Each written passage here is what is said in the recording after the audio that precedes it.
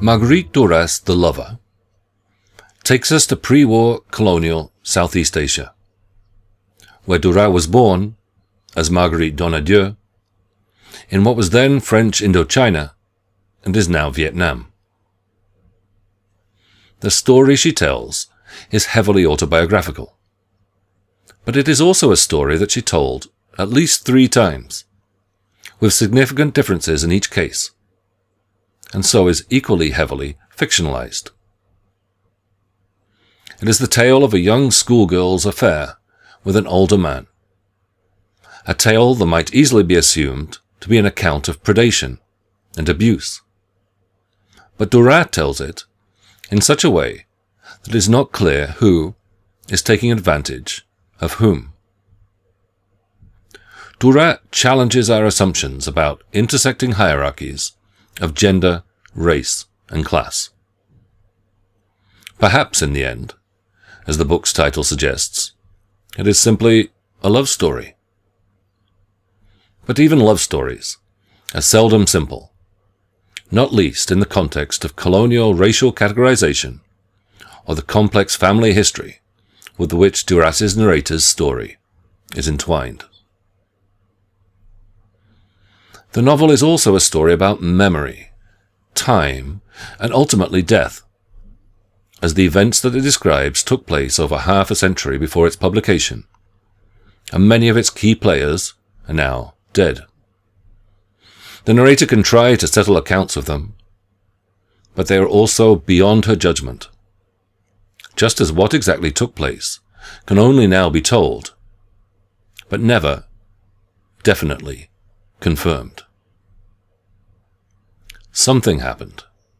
Some kind of threshold was reached and perhaps crossed, even double-crossed. Some kind of event to which Duras, or her narrator, seeks to be faithful, to hold on to something, even as what she has to tell us is in the end about betrayal, leaving, and loss. But in the end, it may well be she who is betraying the lover in writing about him, in reimagining him as the victim less in an act of homage than in a belated gesture of revenge. And in rewriting the lover, she also rewrites herself, her origin as writer, in a precarious zone, shuttling between past and future, and back again. The narrative of the lover takes some time to emerge, both in that it takes 50 years to take this form, and also within the novel itself. The book opens with a portrait of old age. I was already old. And the image of a face, the narrator's, that is described as ravaged, a face laid waste. But this image of physical devastation leads to a memory of how things once were, and a very different image of the narrator at 15, young enough that it is worth clarifying that she is in fact 15 and a half, on a ferry, crossing the Mekong River in the late 1920s. Interspersed with other memories and reflections of her brothers, of her son, of her mother, this image gradually comes into focus and is fleshed out. She's on the ferry at the end of some school vacation, returning from the town Sadek, where her mother is the headmistress of the girls' school, to the colonial capital, Saigon, now Ho Chi Minh City, where she goes to boarding school. This 15-and-a-half-year-old narrator has been entrusted to the care of the bus driver for the journey, but she steps off the bus on the ferry, because I'm always afraid the cables might break and we might be swept out to sea. Little does she know that she is about to be swept away, despite or because of such precautions. After what comes next, she knows that never again shall I travel in a native bus. What she is remembering is a pivotal moment, a turning point in her sense of self and her relationship to the world around her.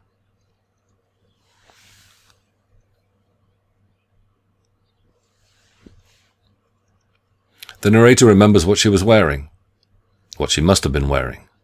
A sleeveless silk dress with a very low neck, a leather belt with it, perhaps a belt belonging to one of my brothers, the famous pair of gold lame high heels.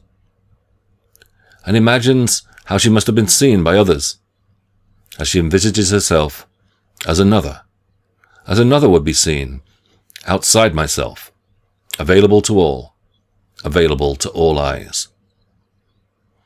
She's on display, an object of the gaze, both because of her gender and her race.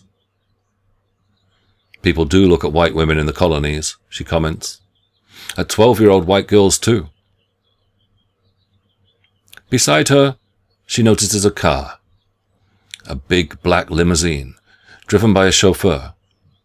In the back, there's a very elegant man looking at me. He's not a white man. As the narrator continues meditating and digressing on her desire to write, on her instinct to escape, something like a trap is about to close. The man leaves the car, approaches the girl, his hands trembling. He strikes up some casual conversation. He invites her into his car. Will you allow me to drive you where you want to go in Saigon? The narrator by now is described in the third rather than the first person. She looks at him. She asks him what he is. She says she will. And as soon as she gets into the car, she knows some kind of line has been crossed. She knows that the time has probably come when she can no longer escape certain duties toward herself, and that her mother will know nothing of this, nor her brothers. Leaving her family behind at only 15 and a half, she is now, like it or not, a woman of the world. A relationship then unfolds between the narrator and the man in the black limousine, who proceeds to pick her up daily from her school, and then to take her back to his apartment and his bedroom in Cholon, a majority Chinese city, still at this time separate from Saigon, though it would be incorporated into the colonial capital in the 1930s. He does nothing, only love. For a year and a half, on the margins of the everyday life of the colony, behind shuttered windows, their liaison has to be mostly clandestine, not least because she is so young he could go to prison if we were found out. It is then, not just from our perspective today, in hindsight, that it feels somehow exploitative, even abusive. The older man, he's 27 when they meet, 12 years older than she is, taking advantage of a much younger girl. And yet, Duras does not write it that way. Or rather, the affair is indeed portrayed as exploitation, if not only that. But it's just that it's not always clear who is exploiting whom. Pause the video here and consider the hierarchies and inequalities at work between the two lovers. Write down some thoughts. Which of the two is in control? Who has the upper hand? How much freedom or agency do either of them have? While you do that, I'll have a Martel with Perrier, but I'll be right back.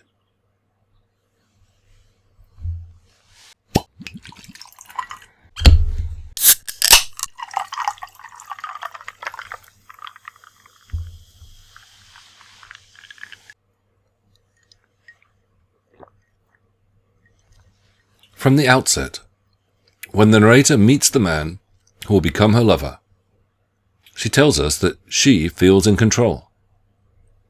From the first moment she knows more or less, she tells us, knows he's at her mercy. Despite her youth, despite the fact that she is inexperienced, alone, unprotected, exposed to his gaze. She has a sense of self-belief, almost of invulnerability. Duras thus implicitly contests the feminist critique of the male gaze, which emphasizes how women are objectified as they are portrayed through men's eyes. Or as critic Toril Moy puts it, contrasting Duras' perspective to that of French philosopher Jean-Paul Sartre. For Sartre, the person looking always dominates the person being looked at. Duras inverts the power relationship. For her, the person doing the looking is revealing weakness. To look makes you vulnerable, because what you look at reveals your desire. Hence, Moy continues, the young girl in L'Amant declares that she doesn't love the man, yet she craves his gaze. By looking at her, he becomes her inferior.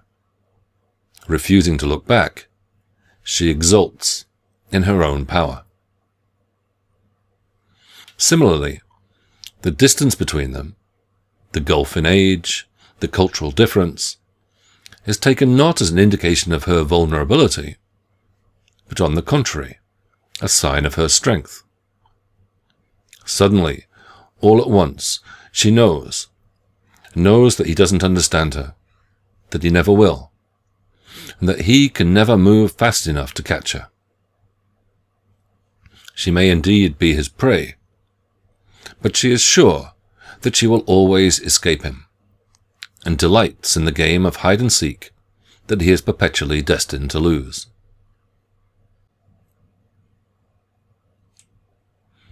The narrator's social status is also uncertain, and perhaps not what we might expect. She and her family are white, French, representatives of the governing colonial order. As headmistress, the narrator's mother works for the state, incarnating the colonial mission of civilization. Duras' biographer says of the writer's father, also a head teacher in French Indochina, that he had arrived with his head ringing with the fine words that had been drummed into him before he left. To be head of a school is to represent France. Ideologues repeated it at every possible opportunity. The real, gradual, and day-to-day colonization of a country is done through the school. Yet her father died not long after the family moved to the colonies, leaving her mother a widow in a precarious financial position, not least after an investment in land went disastrously wrong.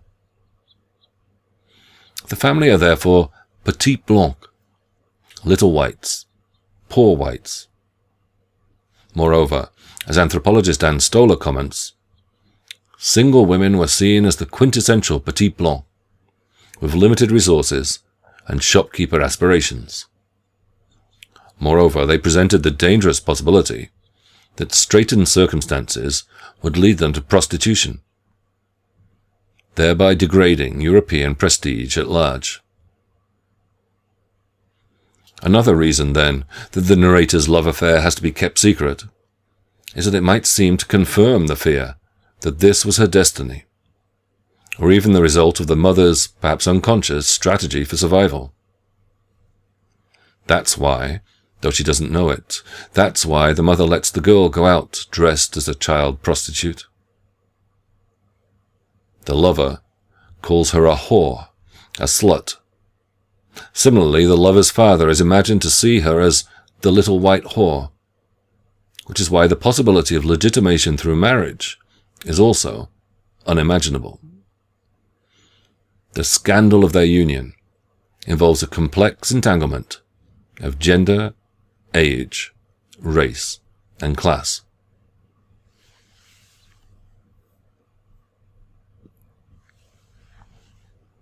The lover, meanwhile, is Chinese, rather than a native, and so not exactly a colonial subject. He's also rich, immensely so. He belongs, we're told, to the small group of financiers of Chinese origin who own all the working-class housing in the colony. Hence the fancy chauffeur-driven limousine, the elegant clothes, the English cigarettes, expensive perfume, the recent trip to Paris, the bachelor pad in Cholon, hastily furnished with ultra-modern furniture, where they hole up, far from the prying eyes of the outside world. He is rich and pampered, and can afford to pamper the narrator, and her begrudging family, who take his money, including eventually to cover their passage on a ship back to France, without ever wanting to think about where the money comes from, and what the narrator may be doing to earn it. These are transactions that cannot be acknowledged as such.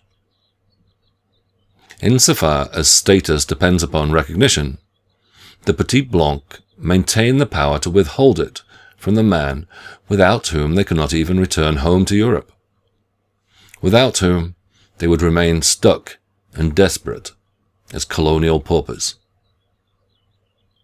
Moreover, the lover is also denied recognition or agency from his own family. His money is, after all, not his, but his father's, and it is his father who ultimately calls the shots. No wonder the lover is strangely disempowered. I discover he hasn't the strength to love me, in opposition to his father, to possess me, to take me away. And infantilized, in that he apparently has no role in the family business, and even emasculated. He's hairless, nothing masculine about him but his sex. It is as though he were the defenseless young girl, and not the narrator.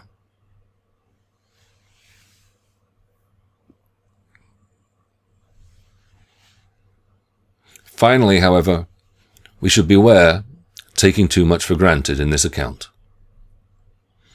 Not only did Duras write this episode very differently at various points of her life.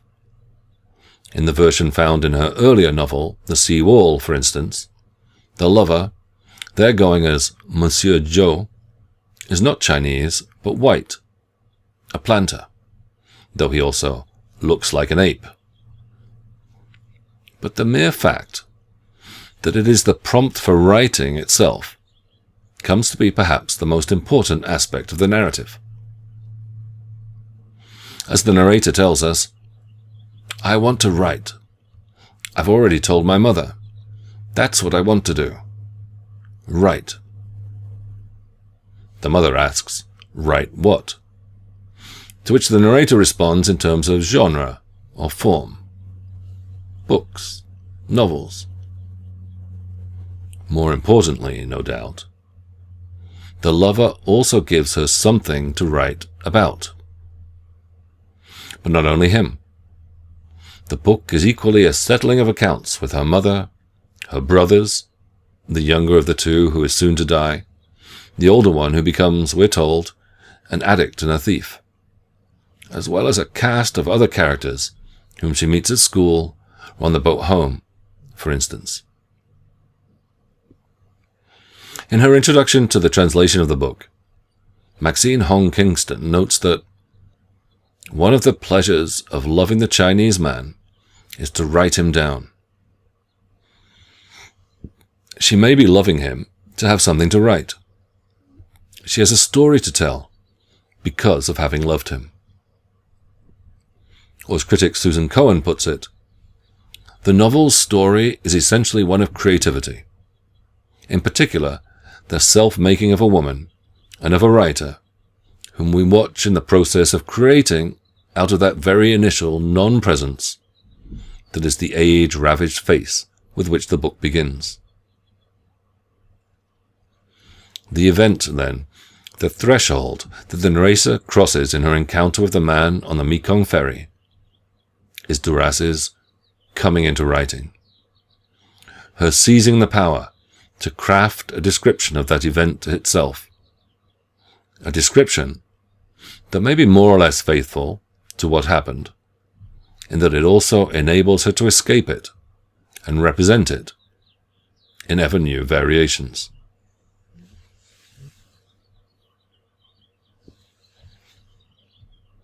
As such, however, writing also allows, or perhaps forces, her continually to return to that threshold, to reimagine herself once more betwixt and between the various entangled hierarchies that structure her experience in colonial Indochina. Cohen notes that one must not neglect the fact that the rite of passage takes place on a ferry, which rather than transporting one to a permanent destination, shuttles back and forth. The ferry has neither port of origin nor end port. Duras cannot leave her story alone, but instead continually returns to rewrite it, perpetually bringing back into focus that image, an image without an image, because the image doesn't exist. It was omitted, forgotten. It never was removed or detached from all the rest. Of the young girl on the ferry, subject to the gaze of the lover, always on the cusp of something. 50 years later, Duras is still coming back and putting new touches to a story that is forever about to begin, but always already in motion.